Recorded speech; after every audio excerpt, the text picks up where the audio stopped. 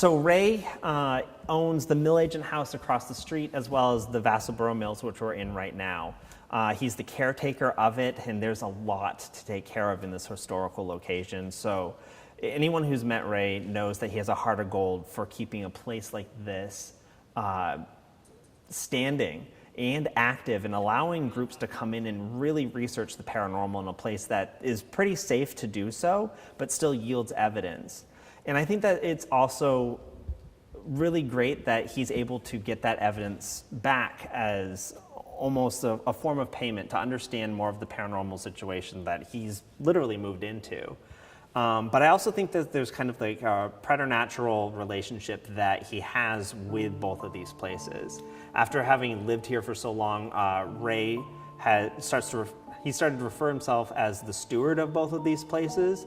And I think that's very true in the aspect of last time that we were investigating the mill itself, we were having trouble getting activity, and we decided to call Ray in around midnight to use him almost as a trigger object to see if his presence would help our investigation.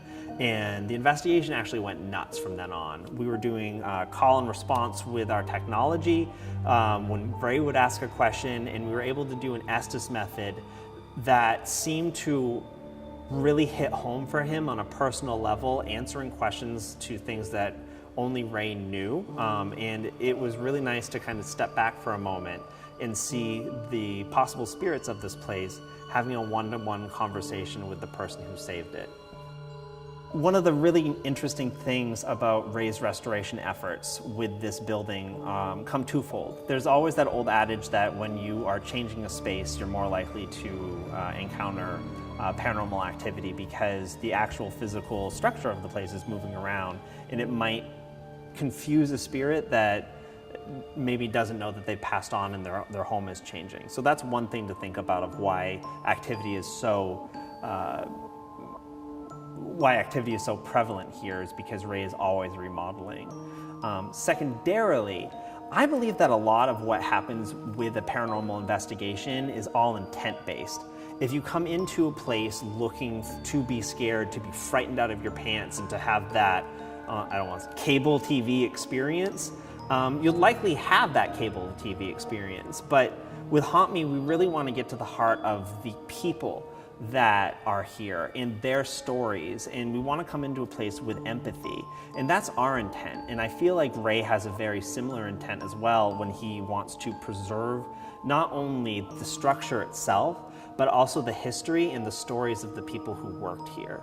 I think that intent allows him to connect with the paranormal activity that's happening here in a way that we just can't.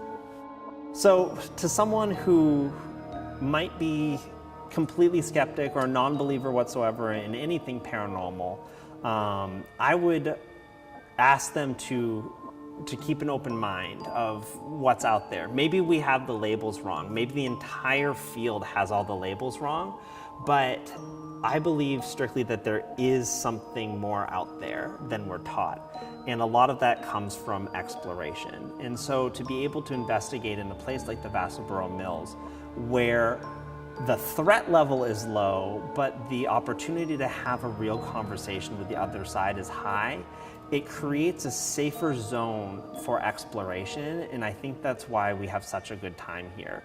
We can test new methods, knowing that there's a likelihood that we could have activity, and then hone our techniques a little bit further. The Vassalboro Mills is just a wonderful place to become a better investigator. The fact that we are coming up on our 10th anniversary of this show is mind-blowing to me. In retrospect, looking back, it's really interesting because I've had all these experiences with the paranormal now. And I would say after 10 years, I am more skeptic now than I ever have been before, and that's a really important thing to note. But coming up on 10 years of doing this, I think it's really cool, and I'm just so glad that I have my friends behind me still investigating, walking out into the dark and doing just crazy stuff to capture it on camera and hopefully move this field forward and help open minds. A lot of my increased skepticism comes from the notion of my understanding of the paranormal when I started a decade ago was strictly based on like Hollywood standards and Buffy the Vampire Slayer. I had no actual knowledge of what was going on and what is capable out there. So now, all these years later, I've come to understand that hauntings aren't as threatening as I maybe once thought they were, and they also are much more rare. For whatever reason, a decade ago, I think Hollywood trains us to think that there are experiences and bizarre happenings everywhere. And that could be true, but I've spent many, many nights filming the show, sitting in a dark, cold room where nothing happens. And that's okay. But what I think it also has helped me understand is that those happenings and those occurrences that I have experienced, that ghost is a very lazy term now. I think it's an umbrella term that kind of encapsulates things very easily to many people. But my increased level of skepticism really lines up to the fact that ghosts are very rare, and if you're going to use that title, it really only equates to a very small sliver of what the paranormal actually is. When you understand how rare a paranormal experience is, things like the door shutting upstairs when you brought up the captain's name become that much more special, because it's a moment in time that you can point at and you can say, that was an anomaly. I can't say that it was a ghost, but it was definitely something that I'll carry with me for the rest of the investigation. And then when you have that really good evidence, or you make that personal connection with something on the other side, it's not something that you carry with you for the rest of the episode. It's something that you carry with you for the rest of your life.